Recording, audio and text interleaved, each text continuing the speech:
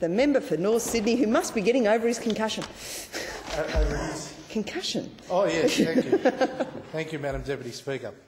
Madam Deputy Speaker, I've long argued that this parliament should recognise the Armenian Genocide that occurred in 1915. In the past month, the Swedish Parliament and the United States House Foreign Relations Committee have both recognised the genocide, and these are very welcome developments. More and more legislatures are voting to recognise this past injustice, and it's time that Australia joined in. It is all the more important as we remember that so few witnesses to the genocide remain alive today. The few that do survive deserve justice and deserve to leave this world knowing that this atrocity is no longer an event brushed under the carpet by nations in the name of diplomacy. In this context, I want to reflect on the life of one of the last survivors in Australia who recently passed away. Arshag Badelian passed away early this month at the age of 100. Mr. Badelian's story is one that should motivate us all. He was born in the Western Armenian district of Harpert, now in modern-day Turkey. At the age of about 6, his family was driven out of the village on the orders of the Ottoman government.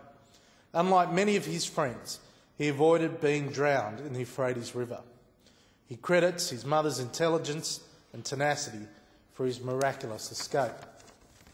Mr. Badelian's love of his homeland meant he returned to his home after the genocide and the fall of the Ottoman Empire, only to be evicted with all other Armenians in his village in 1927. He fled to Aleppo in northern Syria, where in fact my grandfather was born, and ended up in Beirut in Lebanon before migrating to Australia in 1980.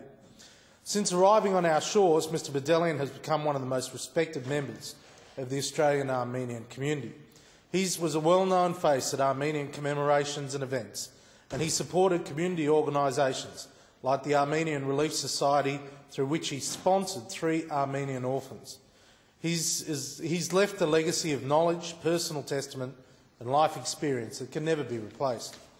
I therefore take this opportunity to remember the life of an amazing Armenian Australian who endured the ordeal of living through the genocide and, motivated by that great sense of community that is so typical of Armenians, dedicated his later years to helping others. My thoughts are with his family in this difficult time.